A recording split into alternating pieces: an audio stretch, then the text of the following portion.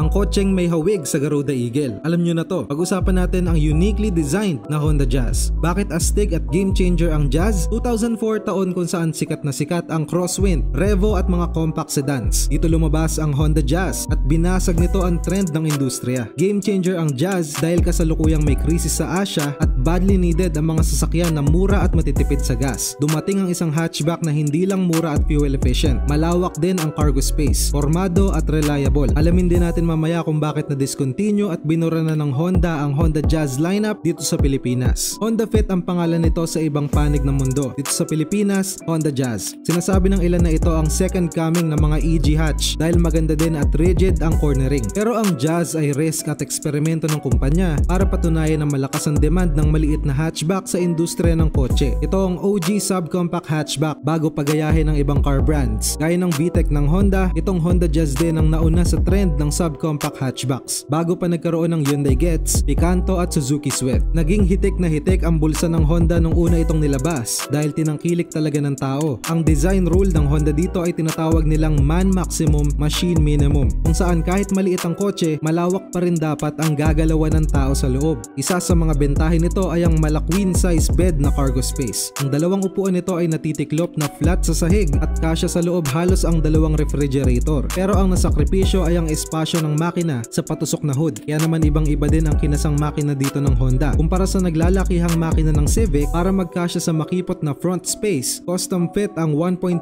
to 1.5 liter VTEC L13A engines. L-series engines ng Honda ang nakalagay sa Jazz at tamang-tama lang ang bilis sa 82 to 109 horsepower. Nagkaroon din ito ng hybrid version. Para sa akin napakaganda at kakaiba ang design ng Honda Jazz. Bukod dyan, napakadaming aftermarket support. Madali lang i-customize at itono dahil nagkalat ang custom parts kung saan-saan. May mga versions pang lumabas na may modulo at Mugen body kits. Sa tingin ko, isang factor lang na hindi naging appealing dito ay ang presyo paglipas ng panahon. Habang tumatagal, lumalaki ang body at pamahal na ng pamahal ang presyo ng Honda Jazz. Hanggang sa dumating na ang punto na na-e-etchapwera na ang Jazz lineup sa India at sa market ng Pilipinas. Nakakalungkot na noong 2021, nagdesisyon ng Honda na tanggalin na for good ang Honda Jazz lineup sa Pilipinas at ipalit dito ang bagong Honda City hatchback. Binebenta pa naman sa ibang bansa ang Honda Jazz o Honda Fit pero nag-e-evolve na din ang mga to para maging mga hatchback electric cars. Mag-like at subscribe na for more contents na katulad nito. Salamat sa panonood!